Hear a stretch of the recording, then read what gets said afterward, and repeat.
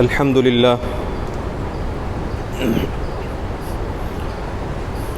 لله نحمده ونستعينه ونستغفره ونؤمن به ونتوكل عليه ونعوذ بالله من شرور أنفسنا ومن سيئات أعمالنا من يهده الله فلا مضل له ومن يضلله فلا هادي له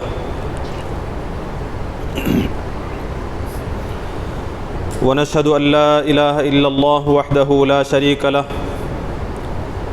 ونشهد أن سيدنا ومولانا محمدا عبده ورسوله أرسله بالحق بشيرا ونذيرا وداعيا إلى الله بإذنه وسراجا منيرا أما بعد فإن أصدق الحديث كتاب الله وخير الهدي هدي محمد صلى الله عليه وسلم وشر الأمور محدثاتها وكل محدثة بدعة وكل بدعة ضلالة وكل ضلالة في النار. أعوذ بالله من الشيطان الرجيم. بسم الله الرحمن الرحيم. وتعز من تشاء وتذل من تشاء بيدك الخير إنك على كل شيء قدير. وقال النبي صلى الله عليه وسلم فإنه لا يذل من واليت ولا يعز من عاديت. صدق الله العظيم وصدق رسوله النبي الكريم. رب اشرح لي صدري ويسر لي أمري واحلل عقدة من لساني يفقهوا قولي. سبحانك لا علم لنا إلا ما علمتنا إنك أنت العليم الحكيم. قابل احترام معزز بزرگوں، محترم نوجوان دوستوں اور بھائیوں،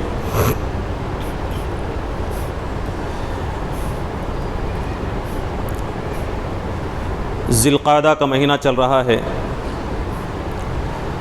ہم جانتے ہیں کہ حج بیت اللہ کے لیے دنیا کے مختلف مقامات سے لوگوں کے سفر کا آغاز ہو چکا ہے، اور اسی مناسبت سے پچھلے چند جمعوں سے حضرت ابراہیم علیہ السلام، حضرت اسماعیل علیہ السلام اور حضرت حاجرہ علیہ السلام کی زندگیوں سے متعلق قرآن و سنت کی روشنی میں کچھ باتیں عرض کرنے کی کوشش کی جا رہی ہیں، اور اس بات کی کوشش ہو رہی ہے کہ ان کی زندگیوں سے ہم سبق حاصل کریں، اور جس مقام پر، جس درجے پر ہمارا ایمان ہے، ہم اپنے ایمان کو اس مقام سے اور اونچا کر سکیں. اسی ضمن میں حضرت اسماعیل علیہ السلام کی خصوصیات آپ کے سامنے بیان کی گئیں، اور اللہ تعالیٰ کی قدرت کے طور پر دنیا میں وجود میں آنے والے آب زمزم کے متعلق، اس کی حقیقتوں کے متعلق، اس کے فضائل کے متعلق، اور اس سلسلے میں جو لوگوں میں غلط فہمیاں پائی جاتی ہیں، ان غلط فہمیوں کے ازالے کے لیے کچھ باتیں آپ کی خدمت میں عرض کی گئی تھیں. زمزم کے سلسلے میں گفتگو کرتے ہوئے بخاری شریف کی جو روایت آپ کے سامنے پیش کی گئی تھی، اس روایت کے ایک حصے کے طور پر اور دوسری روایات کے طور پر ایک اور بات مجھے آج آپ کی خدمت میں عرض کرنی ہے. حضرت ابراہیم علیہ السلام کے بارے میں یہ عرض کیا گیا تھا کہ والد کی مخالفت کے بعد، خاندان کی مخالفت کے بعد، بادشاہ اور قوم کی ناراضگی مول لینے کے بعد حضرت ابراہیم علیہ السلام کو لوگوں نے ہجرت پر مجبور کیا، اور اللہ تعالیٰ کے حکم کے مطابق حضرت ابراہیم علیہ السلام اپنی زوجہ سارہ علیہ السلام کو لے کر اور اپنے بھتیجے حضرت لوط علیہ السلام کو لے کر، جو کہ نبی تھے، حضرت ابراہیم علیہ السلام کے بھتیجے، انہیں لے کر اپنی بستی سے نکلتے ہیں۔ بخاری شریف کی اس روایت میں یہ بات موجود ہے کہ ہجرت کرتے ہوئے سفر کے دوران جب آپ مصر پہنچتے ہیں تو مصر میں آپ کا قیام ہوتا ہے، تو اس وقت جو مصر کا بادشاہ تھا فرعون مصر، وہ نہایت ظالم اور جابر بادشاہ تھا۔ اسے جب لوگوں کے ذریعے سے اطلاع ملی کہ ایک قافلہ، ایک خاندان آیا ہوا ہے، حضرت ابراہیم علیہ السلام کا ذکر اس نے سنا، اور ساتھ ہی ساتھ حضرت سارہ علیہ السلام، حضرت سارہ رضی اللہ عنہا، ان کے بارے میں اس نے سنا کہ ایک شخص کے ساتھ انتہائی حسین و جمیل عورت آئی ہوئی، ان کے حسن و جمال سے، ان کے کمال سے متاثر ہو کر اس نے ایک برا ارادہ کیا، اس کے دل میں بدنیتی پیدا ہوئی۔ بخاری شریف کی روایت میں موجود ہے کہ اس نے دربار میں بلایا اور اپنی اس بری نیت پر عمل کرنے کا ارادہ کیا، لیکن جب حضرت سارہ رضی اللہ عنہا کو اس بات کی اطلاع ملے، انہیں اندازہ ہوا، تو انہوں نے اللہ تبارک و تعالیٰ سے رجوع کیا، اللہ تعالیٰ سے دعا کی، عبادت کے لیے کھڑی ہو گئی اور اللہ تبارک و تعالیٰ سے دعا کی کہ اے اللہ، میں تیری بندی ہوں، میں نے آج تک اپنی عزت اور عصمت کی حفاظت کی، میں نے اپنی عزت اور اپنے جسم کی جو آزادی دی تھی وہ صرف اپنے شوہر کو، جو تیرے نبی ہیں انہیں اپنی عزت اور عصمت کے لیے آزادی دی تھی، اجازت دی تھی۔ اب میری اس عزت اور عصمت خطرے میں ہے، تو کسی کافر کو، کسی دوسرے فرد کو مجھ پر غلبہ نہ عطا فرما، مجھ پر مسلط نہ فرما۔ حضرت سارہ علیہ السلام کی اس دعا کے نتیجے میں وہ جب اپنی بری نیت اور برے ارادے سے آگے بڑھتا ہے تو حدیث میں آتا ہے کہ وہ زمین میں دھسنے لگتا ہے۔ حضرت سارہ علیہ السلام پھر دعا کرتی ہیں کہ اے اللہ، اگر یہ مر جائے تو لوگ یہ کہیں گے کہ ایک عورت نے ایک شخص کو قتل کر دیا، لہٰذا اسے موت نہ دے۔ خود سارہ علیہ السلام ہی کی دعا سے وہ پھر اس مصیبت سے بچتا ہے۔ جیسے ہی وہ مصیبت اور پریشانی سے بچتا ہے، پھر بری نیت کا ارادہ کرتا ہے۔ 3 مرتبہ اس نے بری نیت کا ارادہ کیا، برے عمل کا ارادہ کیا، تو اللہ تبارک و تعالیٰ نے تینوں موقع پر اسے زمین میں دھسایا، جس کے نتیجے میں اسے کچھ ہی دیر میں یہ احساس پیدا ہوا کہ یہ جو عورت ہے یہ محض اللہ کے ایک نبی کی بیوی نہیں ہے، بلکہ خود اللہ کے نزدیک اس کا بہت اونچا مقام اور مرتبہ، جس کے نتیجے میں اس کی پکار سنی جاتی ہے، خداوند تعالیٰ اس کی مدد فرماتا ہے۔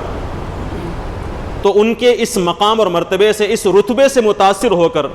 بادشاہ نہ صرف یہ کہ اپنے برے عمل سے باز آیا،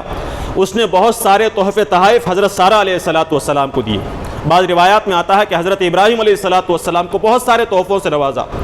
ان تحفوں کے ساتھ اس بادشاہ نے، فرعون مصر نے، اپنی بیٹی حضرت حاجرہ علیہ السلام کو ان کے حوالے کیا۔ بعض روایت میں آتا ہے کہ حاجرہ علیہ السلام کو حضرت سارہ کی خدمت میں دیا، بعض روایت میں آتا ہے کہ حضرت ابراہیم علیہ السلام کی خدمت میں دیا، اس مقصد سے کہ اس نیک خاندان کے درمیان میں میری بیٹی رہے گی، میری بیٹی کی تربیت ہوگی، تو آئندہ چل کر ہو سکتا ہے کہ اس اچھی تعلیم و تربیت کے نتیجے میں، اچھے خوش اخلاقی اور تقوی اور پرہیزگاری کے نتیجے میں میری بیٹی ایک اچھے خاندان کا، ایک نبوی خاندان کا حصہ بن سکتی ہے۔ یہ سوچ کر اس بادشاہ نے حاجرہ علیہ السلام کو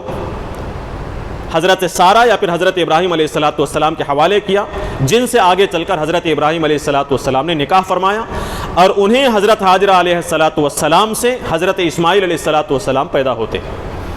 یہ واقعہ ہے جو بخاری کے اندر مذکور ہے۔ اس کے بعد پھر واقعے کی تفصیل ہے، پھر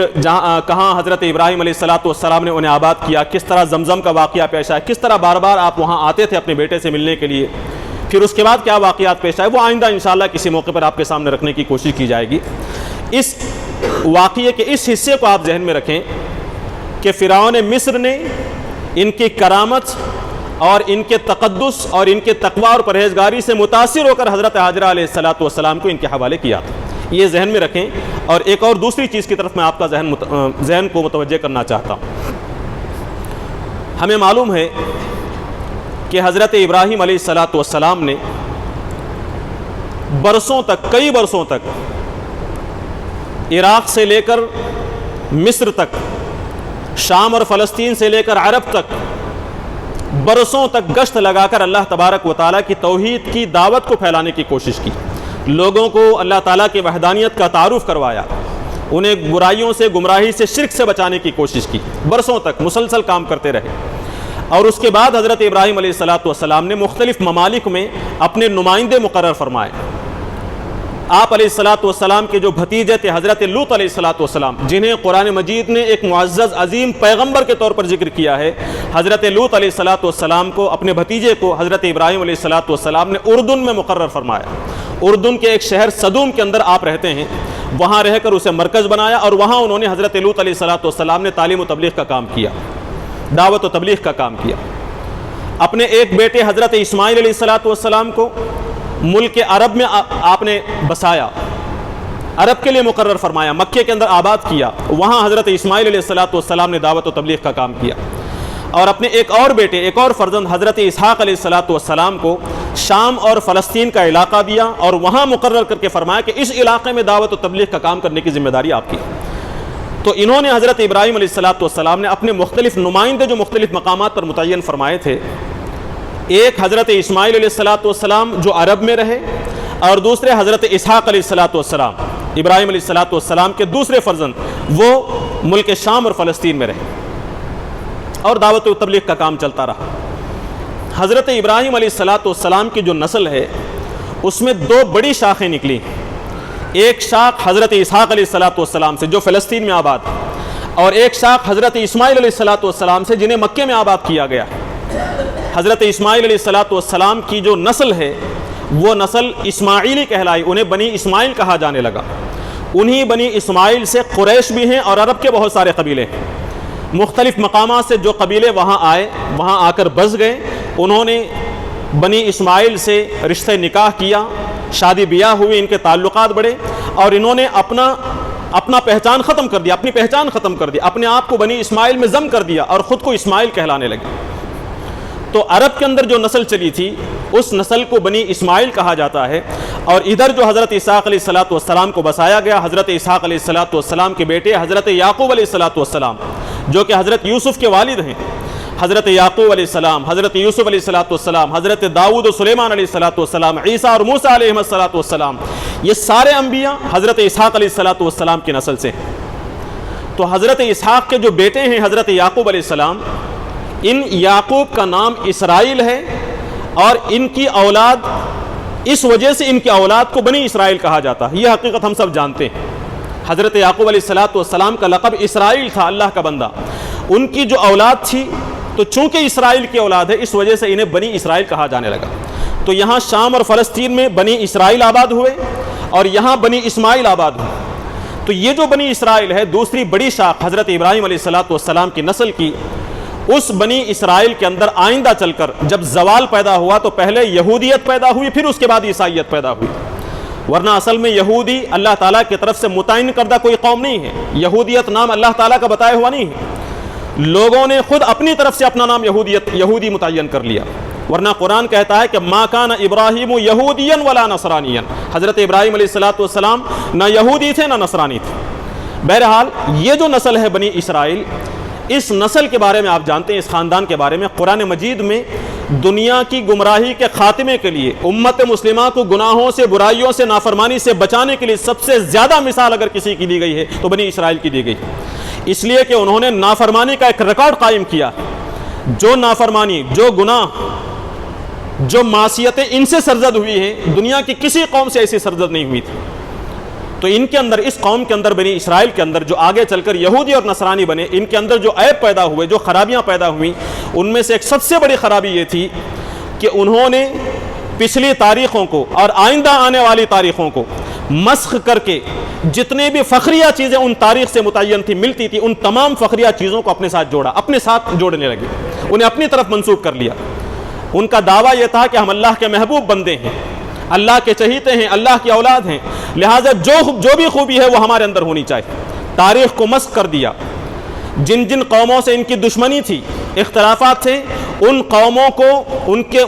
کے منہ پر کالک پوتنے کی کوشش کی، ان کا منہ کالا کرنے کی بھرپور کوشش کی، یہاں تک کہ انہوں نے اپنے انبیاء علیہ السلام کی شان میں انتہائی گستاخیاں کرنے تک سے بھی وہ باز نہیں آئے۔ بے شمار مثالیں، بہت ساری مثالیں آپ کو اس بات کی دی جا سکتی ہیں۔ خود بائبل کے اندر ان کی جو گستاخیاں ہیں انبیاء علیہ السلام کے سلسلے میں مختلف مواقع پر آپ کے سامنے آئیں گی۔ ایک دو مثال میں آپ کے سامنے رکھوں. خود حضرت لوط علیہ السلام کے سلسلے میں بائبل یہ کہتی ہے, ان کا بنی اسرائیل کا, یہودیوں کا یہ کہنا ہے کہ حضرت لوط علیہ السلام ان کی نگاہ میں پیغمبر ہی نہیں تھے. یعنی جس نبی کو قرآن مجید پوری دلیل کے ساتھ یہ کہتا ہے کہ اللہ کے ایک عظیم الشان جلیل القدر پیغمبر تھے,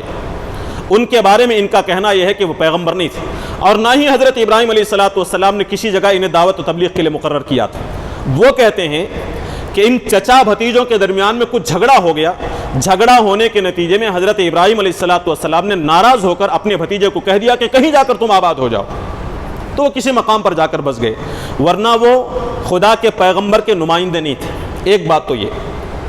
دوسری گھناؤنی مثال آپ کے سامنے اگر عرض کی جائے وہ یہ کہ بائبل میں خود حضرت لوط علیہ السلام کے بارے میں ان کا بیان یہ ہے. بائبل یہ کہتی ہے کہ جس وقت اللہ تعالیٰ کی طرف سے قوم لوط پر عذاب آیا, آپ کو معلوم ہونا چاہیے قوم لوط کا گناہ جس کے بارے میں قرآن مجید میں ذکر کیا گیا ہے, ایسا بدترین گناہ تھا اس قوم کا کہ اس سے پہلے کسی قوم نے, کسی بھی فرد نے دنیا کے اندر ایسا گناہ نہیں کیا تھا. ایسی بدترین قوم پر جب عذاب آیا تو بائبل یہ کہتی ہے کہ اس عذاب کے موقع پر حضرت لوط علیہ السلام نے اپنی 2 بیٹیوں کو ساتھ لیا, بجائے اس کے کہ قریب رہنے والے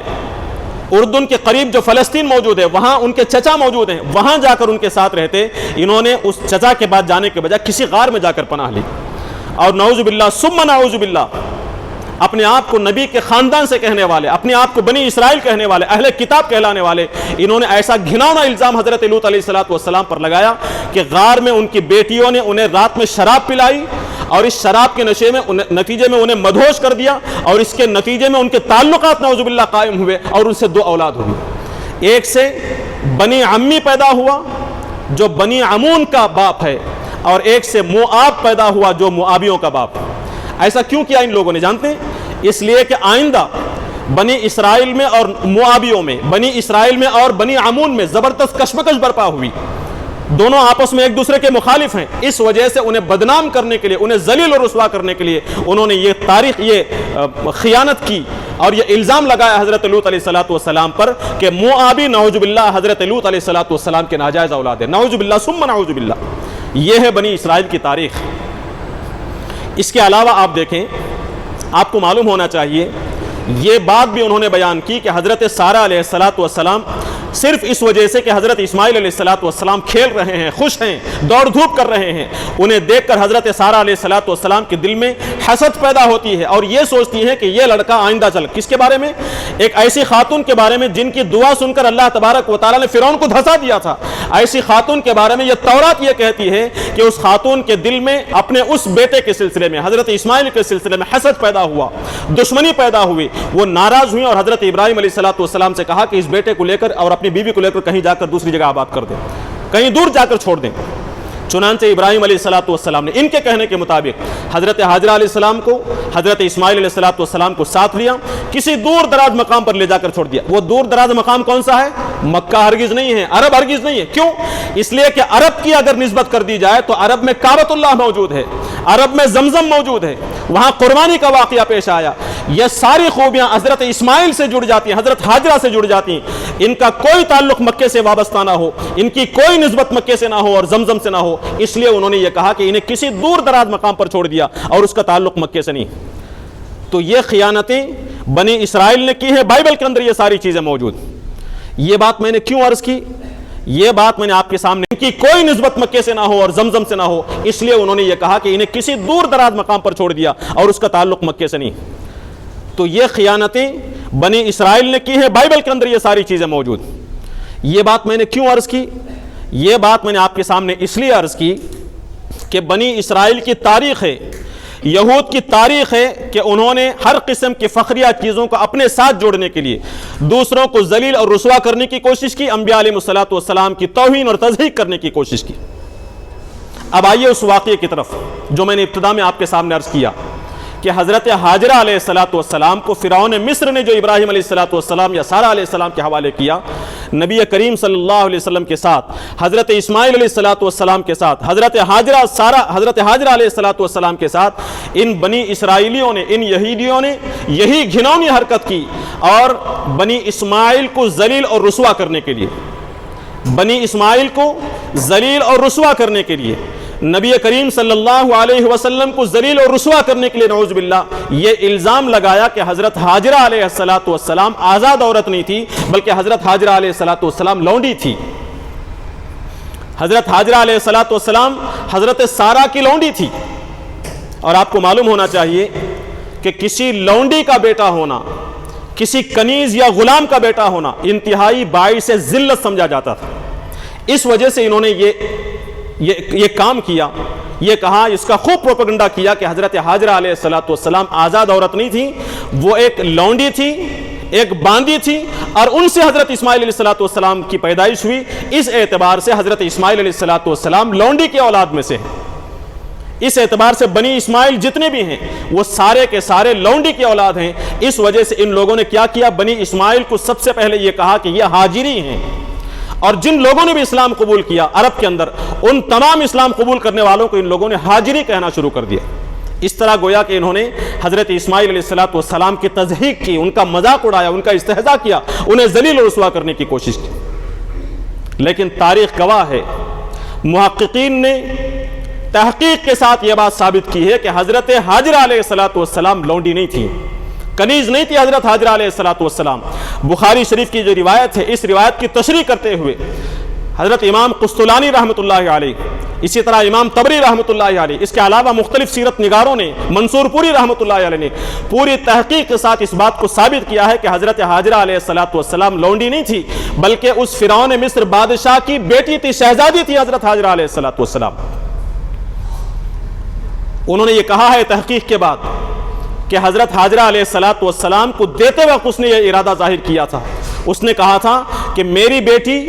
اس خاندان میں جو اللہ کے نزدیک اتنا برگزیدہ خاندان ہے، اس خاندان کے اندر رہے، یہاں اس کی تربیت ہو، اس کی تعلیم ہو سکتا ہے آئندہ چل کر اس خاندان نبوت کا وہ حصہ بن جائے، اس لیے میں اپنی بیٹی کو اس خاندان کے حوالے کر رہا ہوں۔ اتنا ہی نہیں، یہ جو یہودیوں نے یہ کام کیا تھا، جیسا کہ میں نے عرض کیا، صرف اس وجہ سے کہ یہ جو کام ہوئے ہیں، حضرت اسماعیل علیہ السلام کی پیدائش ہوئی، آئندہ چل کر حضرت اسماعیل علیہ السلام کی قربانی کا واقعہ پیش آیا، کعبۃ اللہ کی تعمیر ہوئی تو حضرت ابراہیم علیہ السلام کے ساتھ حضرت اسماعیل تھے، زمزم کا واقعہ پیش آیا تو حضرت سارہ کے ذریعے نہیں، حضرت حاجرہ علیہ السلام کے ذریعے۔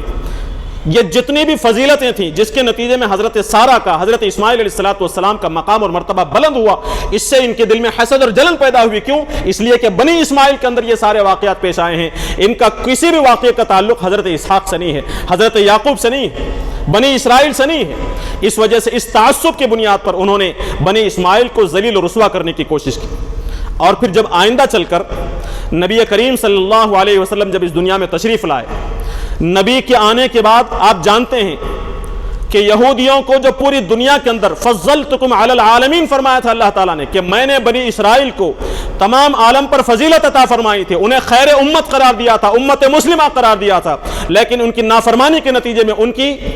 بدعنوانیوں کے نتیجے میں، ان کی معصیتوں کے نتیجے میں انہیں خیر امت کے مقام سے نیچے اتار دیا گیا۔ خیر امت کا جو لقب انہیں عطا کیا گیا تھا، اس عہدے کو چھین لیا گیا، اس مقام سے انہیں معزول کر دیا گیا۔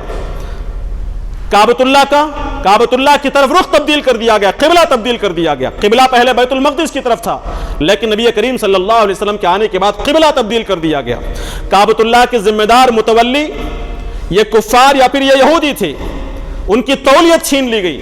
ان کا مقام اور مرتبہ ختم کر دیا گیا۔ اس دشمنی میں، اس نفرت میں انہوں نے نبی کریم صلی اللہ علیہ وسلم کو ذلیل اور رسوا کرنے کے لیے الزام لگایا کہ یہ بنی اسماعیل سے ہیں اور اسماعیل لونڈی کے بیٹے تھے، نعوذ باللہ۔ اللہ تبارک و تعالیٰ نے نہ صرف مسلمانوں میں سے، اہل ایمان میں سے لوگوں کو اٹھایا جنہوں نے تحقیق کے ساتھ ثابت کیا کہ حضرت اسماعیل علیہ السلام لونڈی کے بیٹے نہیں تھے، حضرت حاجرہ علیہ السلام لونڈی نہیں تھے، بلکہ ایک آزاد خاتون، نہ صرف آزاد خاتون بلکہ بادشاہ کی بیٹی تھی۔ اہل ایمان، مورخین اور محققین کے علاوہ خود یہودیوں کے اندر اللہ تبارک و تعالیٰ نے ایسے لوگوں کو پیدا کیا جنہوں نے خود تحقیق سے ثابت کیا کہ حضرت حاجرہ علیہ السلام شہزادی تھی، بادشاہ کی بیٹی تھی۔ ابھی سومر اسحاق نام کا ایک شخص جو یہودی عالم ہے، انہوں نے تحقیق کر کے یہ بات لکھی ہے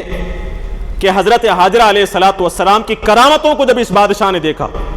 ان کے مقام اور مرتبے کو اس نے پہچانا، تو اپنی بیٹی کو جو کہ شہزادی تھی وہ ان کے حوالے کیا اور وہ کہتا ہے وہ یہودی عالم کہ اس نے یہ سوچ کر کہ میری بیٹی کسی دوسرے خاندان میں رہ کر اس خاندان کی یا پھر اس ملک کی ملکہ بنے، اس سے بہتر یہ ہے کہ میری بیٹی اس خاندان میں جائے اور یہاں خادمہ بنے، اس نبی کے خاندان میں جائے۔ تو اس کے ذریعے سے انہوں نے یہ ثابت کیا کہ بادشاہ نے اپنی بیٹی کو ان کے حوالے کیا تھا، کسی ایری غیری عورت کو نہیں۔ سر سید احمد خان اللہ تعالیٰ انہیں غریق رحمت فرمائے، آپ کو معلوم ہونا چاہیے کہ سر ولیم مور نے جب سیرت کے متعلق باتیں لکھی، نبی کریم صلی اللہ علیہ وسلم کے خلاف بہت سارے الزامات لگایا، آپ پر بہت سارے اعتراضات کیے، ان اعتراضات کا جواب دیتے ہوئے سر سید احمد خان نے 12 خطبات لکھے جنہیں خطبات احمدیہ کہا جاتا ہے۔ ان خطبوں میں ایک خطبے میں انہوں نے واضح کیا سر سید احمد خان نے کہ کلکتہ کے اندر اسی موضوع پر ایک زبردست مناظرہ ہوا کہ حضرت حاجرہ علیہ السلام لونڈی تھی یا نہیں، اس موضوع پر مناظرہ ہوا تو وہ کہتے ہیں کہ تمام علماء یہود نے متفقہ طور پر اس بات کو تسلیم کیا، پورے اتفاق سے اس بات کو تسلیم کیا کہ حضرت حاجرہ علیہ السلام لونڈی نہیں تھی بلکہ حضرت حاجرہ علیہ السلام بادشاہ کی بیٹی تھی۔ تو یہودیوں کی جو سازشیں ہیں یہ سازشیں ناکام ہوئیں، انہیں اپنی منہ کی کھانی پڑی۔ چنانچہ آج آپ دیکھیں، آج اگر تذکرہ ہے تو اس بات کا نہیں کہ وہ لونڈی تھی یا نہیں، بلکہ اس بات کا تذکرہ ہے کہ حضرت حاجرہ علیہ السلام کی ادا کتنی عزیز تھی اللہ تبارک و تعالیٰ کو۔ اس ادا کو اللہ تبارک و تعالیٰ نے قیامت تک کے مسلمانوں کے لیے باقی رکھا، ان کی دوڑ کو، جبکہ اس سے کوئی چیز حاصل ہونے والی نہیں ہے۔ صفا مروہ کے اندر جو دوڑ لگاتے ہیں حجاج کرام، کیا حاصل ہونے والی چیز ہے؟ کوئی چیز حاصل ہونے والی نہیں، لیکن چونکہ حضرت حاجرہ علیہ السلام نے اللہ کے توکل کے نتیجے میں، اللہ پر توکل کرتے ہوئے، اس یقین کے ساتھ کہ اللہ تبارک و تعالی ہمیں رزق دینے والا ہے، روزی فراہم کرنے والا ہے، روزی تلاش کرنے کے لیے بچے کے پانی کے لیے دوڑ لگا رہی تھی، اس ادا کو اللہ تبارک و تعالی نے پسند کیا اور قیامت تک کے مسلمانوں کے لیے، قیامت تک کے عظیم عمل کا ایک اہم ترین حصہ اور جز بنا دیا۔ اس طرح اللہ تبارک و تعالی نے حضرت حاجرہ علیہ السلام کو عزت کی سربلندیوں پر پہنچایا۔ لوگ انہیں ذلیل اور رسوا کرنے کی کوشش کر رہے تھے، لیکن اللہ نے حضرت حاجرہ علیہ السلام کو، حضرت اسماعیل علیہ السلام کو، ان کے مقام اور مرتبے کو بلند کیا، ان کی یاد میں قربانی کی جاتی ہے۔ انہوں نے حضرت ابراہیم علیہ السلام کے ساتھ مل کر جو کعبۃ اللہ کی تعمیر کی، اس کعبۃ اللہ کا طواف کیا جاتا ہے۔ دنیا کے کسی بھی دوسرے مرکز کی طرف دنیا کے کونے کونے سے اتنی بڑی تعداد میں لوگ کھنچ کر نہیں جاتے جتنی بڑی تعداد میں کعبۃ اللہ کی طرف جاتے ہیں۔ یہ عزت اور سربلندی اللہ تبارک و تعالی نے عطا کی ان لوگوں کو جنہیں ذلیل اور رسوا کرنے کی کوشش کی جاتی تھی۔ یہ رتبہ بلند ملا جس کو مل گیا۔ اللہ تعالیٰ جس کو یہ بلند مرتبہ عطا کرنا چاہتا ہے اسے بلند مرتبہ عطا فرماتا ہے۔ اس واقعے سے، اس چیز سے جو اہم سبق ہمیں حاصل کرنا ہے وہ یہ، میں نے ابتدا میں جو آیت آپ کے سامنے پیش کی، قرآن مجید میں کہا گیا وَتُعِزُّ مَن تَشَاءُ وَتُذِلُّ مَن تَشَاءُ، اللہ تبارک و تعالیٰ جسے چاہتا ہے عزت دیتا ہے اور جسے چاہتا ہے ذلیل و رسوا کر دیتا ہے۔ یعنی جو شخص اللہ کے دین پر ثابت قدم رہے، اللہ کے دین پر چلتا رہے اور اس دین پر آنے والی ہر قسم کی رکاوٹوں کا مقابلہ کرے، کسی کی رعایت نہ کرے، نہ اپنے رشتہ داروں کی، اپنے خاندان کی، دنیا کے بادشاہوں کی کسی کی رعایت نہ کرے، صرف اللہ تبارک و تعالیٰ کے دین پر ثابت قدمی کا مظاہرہ کرے، تو بظاہر دنیا میں اس کے ذلت اور رسوائی کے سامان کیے جا رہے ہوں، لیکن اللہ تبارک و تعالیٰ اسے ذلیل نہیں فرمائے گا، اسے رسوا نہیں فرمائے گا۔ جاء الحق وزهق الباطل، حق جب آئے گا تو باطل اور غلطی ضائع ہو کر رہے گی، زائل ہو کر رہے گی۔ نبی کریم صلی اللہ علیہ وسلم کی ایک دعا جسے قنوت نازلہ ہم کہتے ہیں، اس میں اللہ کے نبی صلی اللہ علیہ وسلم کے چند جملے ہیں۔ ان جملوں میں سے ایک جملہ یہ ہے آپ صلی اللہ علیہ وسلم کا کہ اے اللہ ولا یذل من والیت، جس کا تو والی ہے، یعنی ہم ہاتھوں کو اٹھا کر اللہ تعالیٰ کے سامنے عرض کرتے ہیں کہ اے اللہ تو جس کا دوست ہے، تو جس کا کارزار ہے، تو کارساز ہے، تو جس کا مددگار ہے، لا یذل، اسے کوئی ذلیل اور رسوا نہیں کر سکتا۔ ولا یعز من عادیت، لیکن تو جس سے دشمنی کرے، جس کا تو دشمن ہے، جس سے تو ناراض ہو جائے، لا یعز، اسے کوئی عزت نہیں دے سکتا۔ یعنی عزت اور ذلت دونوں اللہ تبارک و تعالیٰ کے ہاتھ میں ہیں، لیکن عزت اسے ملے گی جو اللہ تبارک و تعالیٰ کا دوست ہوگا، جو اللہ تبارک و تعالیٰ کی راہ پر ثابت قدمی کا مظاہرہ کرے گا۔ آج دنیا میں کوئی مسئلہ ہمارے سامنے پیدا ہو جاتا ہے، کوئی پریشانی ہمارے سامنے آ جاتی ہے تو ہم رونے لگتے ہیں، اپنا دکھڑا سنانے لگتے ہیں کہ ہماری عزت چلی جائے گی، رسوائی ہو جائے گی۔ اس بات کا یقین رکھنا چاہیے کہ ساری دنیا اگر ہمیں ذلیل و رسوا کرنا چاہے، لیکن اگر ہم برسر حق ہیں، ہم غلط نہیں ہیں، تو دنیا کی کوئی طاقت ہمیں ذلیل و رسوا نہیں کر سکتی۔ اس وجہ سے حق پر رہتے ہوئے پورے اطمینان کے ساتھ آگے چلنا چاہیے۔ دنیا کی کوئی طاقت، دنیا کے مخلوق، انسان ہمیں ذلیل و رسوا نہیں کر سکتے۔ ہاں، اگر ہم اللہ کے خلاف ہوں، اگر ہم نے کوئی غلط کام کیا ہے، اگر ہم نے خدا کی نافرمانی کی ہے، بظاہر لوگ ہماری عزت کر رہے ہوں، لیکن اللہ تبارک و تعالیٰ کی نافرمانی کے نتیجے میں اگر اللہ ذلیل و رسوا کرنے پر آ جائے تو ہمیں گھر بیٹھے ذلیل اور رسوائی پر مبتلا کرے گا، گھر بیٹھے ذلت اور رسوائی میں مبتلا کر دے گا، اپنے مقام پر ہمیں ذلیل و رسوا کر سکتا ہے۔ اس وجہ سے یہ یقین ہمیں ہونا چاہیے کہ عزت اللہ کے ہاتھ میں ہے، اور عزت اس شخص کے لیے ہے جو دین حق پر ثابت قدمی کا مظاہرہ کرے۔ قرآن مجید میں کہا گیا کہ وَلَا يَخَافُونَ لَوْمَةَ لَائِمٍ يُجَاهِدُونَ فِي سَبِيلِ اللَّهِ، ایسے لوگ بھی ہیں جنہیں اللہ پسند کرتا ہے، اور اللہ کو یہ لوگ پسند کرتے ہیں، ان کی صفت یہ ہے کہ اللہ کی راہ میں جدوجہد کرتے ہیں، دین کی سربلندی کے لیے، دین کی اقامت کے لیے، خود کو دین پر قائم رکھنے کے لیے، خدا کی رضا کے لیے جدوجہد کرتے ہیں، محنت کرتے ہیں۔ یجاہدون فی سبیل اللہ، اللہ کی راہ میں جدوجہد کرتے ہیں، اور لا یخافون لومۃ لائم، اس دین پر عمل کرنے کے نتیجے میں چاہے کوئی کچھ بھی کہتا رہے، آپ کو بیوقوف کہے، آپ کو نادان کہے، احمق کہے، کچھ کہے، لیکن آپ دین اسلام پر ثابت قدم ہیں، تو پھر تمہیں کسی قسم کا خوف کرنے کی ضرورت نہیں۔ یہ اللہ کے محبوب بندے ہیں جو کسی بھی ملامت کرنے والے کے ملامت کا خوف نہیں کرتے، دین پر ثابت قدم رہتے ہیں، اور جو دین پر ثابت قدم رہا عزت اس کے حصے میں آئے گی۔ اللہ تعالیٰ سے دعا ہے کہ اللہ تبارک و تعالیٰ ان واقعات کو، جو واقعات حضرت ابراہیم، حضرت اسماعیل، حضرت حاجرہ علیہ السلام کی زندگی سے متعلق ہیں، جنہیں اللہ تبارک و تعالیٰ نے قرآن میں یا پھر نبی کریم صلی اللہ علیہ وسلم کی سنتوں میں ہمیشہ کے لیے باقی رکھا ہے، اس سے جو سبق حاصل ہوتا ہے اسے حاصل کرنے کی، اس سے سمجھنے کے اللہ تبارک و تعالیٰ ہمیں توفیق نصیب فرمائے۔ حج کے ایام میں حج کے متعلق ان انبیاء کی، ان خواتین کی سیرت کو سنتے ہوئے ہمیں یہ سوچنا چاہیے کہ یہ واقعات کیوں بیان کیے جاتے ہیں، ان واقعات میں ہمارے لیے درس کیا ہے، کیوں نہ ان درس کو حاصل کر کے، ان واقعات سے سبق اور عبرت اور نصیحت کو حاصل کر کے اپنے ایمان کے اندر، اپنے ایمان میں جلا بخشنے کی کوشش کریں، اپنے ایمان کو بڑھانے کی ہم کوشش کریں۔ اللہ تعالیٰ سے دعا ہے کہ اللہ تبارک و تعالیٰ ہم تمام کو سنی ہوئی باتوں کو سمجھنے اور اس پر عمل کرنے کی توفیق و سعادت نصیب فرمائے۔ بارک اللہ لنا ولکم فی القرآن العظیم ونفعنا وإياكم بالآیات والذکر الحکیم، انہ تعالی جواد کریم ملک بر رؤوف الرحیم۔